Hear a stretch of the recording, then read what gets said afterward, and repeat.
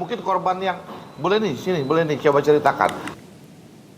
Sambil membawa bukti transaksi, sejumlah nasabah salah satu perusahaan sekuritas swasta mendatangi Mabes Polri Jumat siang.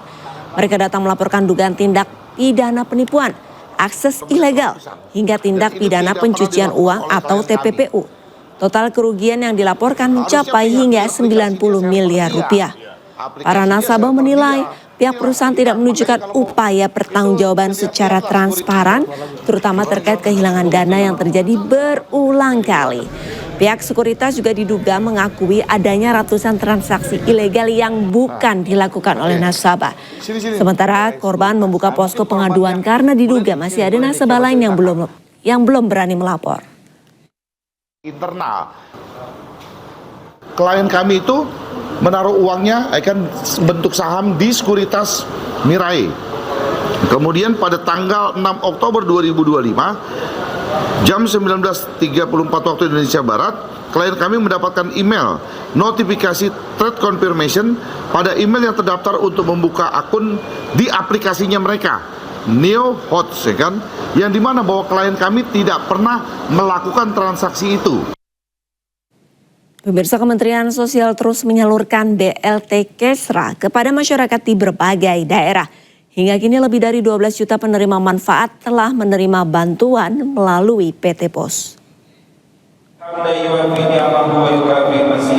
Jaga stabilitas ekonomi rumah tangga keluarga praja. Penyaluran BLT Kesra dilakukan dengan 3 mekanisme. Melalui kantor pos, penyaluran berbasis komunitas dan diantar langsung untuk penerima lanjut usia atau sedang sakit. Setiap penerima mendapatkan bantuan sebesar Rp900.000.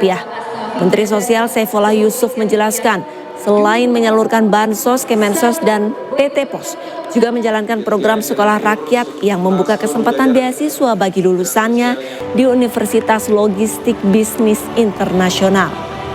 PLT Dirut PT Pos Haris menegaskan penyaluran di berbagai daerah terus berjalan dan total penerima nasional sudah melampaui 12 juta orang. Secara langsung penyaluran BLTS yang sekarang memasuki tahap kedua yang secara umum berjalan dengan baik.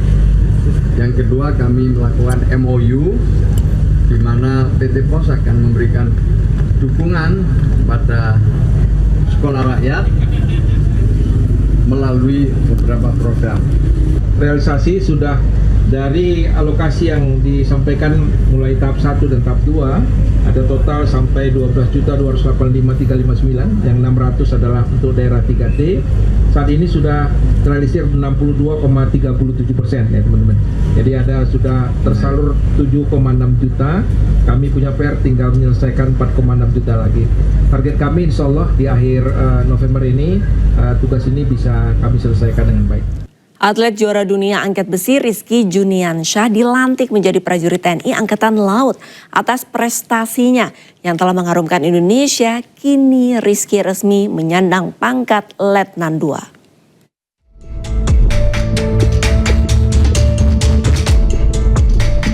Panglima TNI Jenderal Agus Subianto melantik atlet angkat besi kebanggaan Indonesia Rizky Juniansyah sebagai prajurit TNI Angkatan Laut. Rizky dilantik bersama 50 perwira muda lainnya dalam upacara di Gor Ahmad Yani, Mabes TNI Cilangkap, Jakarta kemarin Kamis. Setelah mengambil sumpah, atlet juara dunia angkat besi Rizky Juniansyah resmi menyandang pangkat Letnan II. Prestasi Rizky dalam dunia olahraga mendapat apresiasi langsung dari Presiden Prabowo Subianto. Sebagai atlet, Rizky dinilai telah mengharumkan nama Indonesia dan layak mendapat penghargaan negara melalui kesempatan mengabdi sebagai perwira TNI.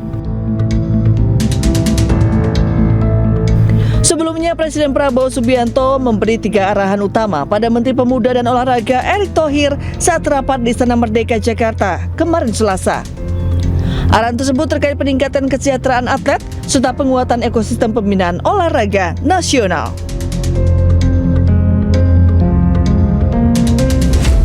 Erick mengungkap para atlet akan mendapat beasiswa LPDP dan berpeluang menjadi aparatur sipil negara maupun TNI dan Polri atas pengorbanan mereka untuk mengharumkan Indonesia. Bapak Presiden ingin memastikan kesejahteraan atlet itu menjadi prioritas. Ada 3 hal yang beliau minta saya tindak lanjuti. Satu, mengenai beasiswa atlet LPDP untuk benar-benar nanti dialokasikan seperti apa. Lalu juga atlet-atlet yang memang berprestasi bisa juga diberi kesempatan tadi apakah masuk menjadi ASN atau TNI Polri. Nanti kita coba karirnya. Erick juga menjelaskan Presiden Prabowo tengah meninjau ulang skema bonus bagi para atlet SEA Games, Asian Games, dan Olimpiade. Meski demikian, penyusunan nominal bonusnya akan dikonsultasikan lebih lanjut dengan Kementerian Keuangan. Jelang SEA Games 2025, 19 pemain Garuda Muda berangkat ke Thailand melalui Bandara Soekarno-Hatta Tangerang, Banten. Sementara 4 diaspora yang belum bergabung akan menyusul ke Thailand.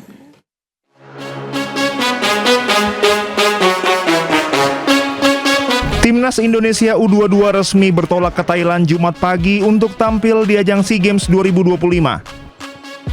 Pelatih Indra Syafri memimpin rombongan 19 pemain yang berangkat dari Indonesia melalui Bandara Soekarno-Hatta Tangerang, Banten. Rafael Struijk dan kawan-kawan menjadi bagian dari 19 pemain yang terbang langsung dari Indonesia. Sementara Ivar Yener, Dion Mark, Mauro Zylstra, dan Marcelino Ferdinand yang bermain di luar negeri akan menyusul ke Thailand. Timnas Indonesia U22 dijadwalkan berkompetisi di SEA Games 2025 Thailand yang akan digelar pada 9 hingga 20 Desember mendatang. Khusus cabang olahraga sepak bola putra, fase grup dimulai lebih awal pada 3 Desember 2025, sehingga skuad Garuda harus lebih dulu tiba di Thailand demi mematangkan persiapan. Dari Tangerang, Banten, Hasnugara Anyus melaporkan. Demi melindungi warga Jakarta, pemerintah Provinsi Jakarta meluncurkan layanan JakCare. Layanan digital ini memberikan konsultasi psikologis gratis, rahasia, dan siaga selama 24 jam.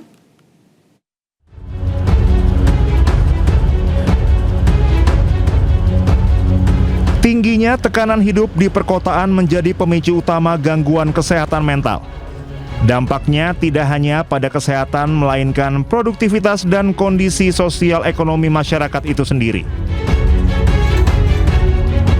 Melihat polemik ini, pemerintah Provinsi Jakarta meluncurkan layanan digital JakCare untuk menjawab tingginya beban mental di Jakarta.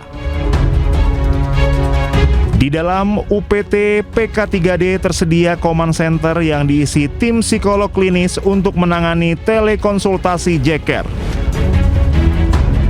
Menurut prevalensi, Jakarta ini secara rata-rata itu lebih tinggi dari wilayah lain di Indonesia untuk gangguan mental emosional. Yang kedua, tekanan di lingkungan perkotaan itu juga lebih tinggi daripada di wilayah yang di luar perkotaan, sehingga masyarakat harus lebih kita lindungi untuk masalah gangguan kesehatan mentalnya. Dampak sosial ekonominya juga luas karena pasti masyarakat yang mengalami gangguan mental emosional itu produktivitasnya akan menurun sehingga akan mempengaruhi sosial ekonomi, dan juga akses dan layanan kepada masyarakat harus bisa kami jamin sebagai pemerintah Provinsi DKI Jakarta untuk seluruh warga DKI Jakarta. JakCare hadir diharapkan dapat mengurangi stigma gangguan kejiwaan dengan menyediakan ruang konsultasi yang privat dan terstandar. Pemerintah mengimbau layanan ini dimanfaatkan secara optimal. Layanan ini bisa diakses mudah, bebas biaya dengan dukungan tenaga profesional. Dari Jakarta, Abdul Aziz Aulian Syah Ramadan, iNews melaporkan.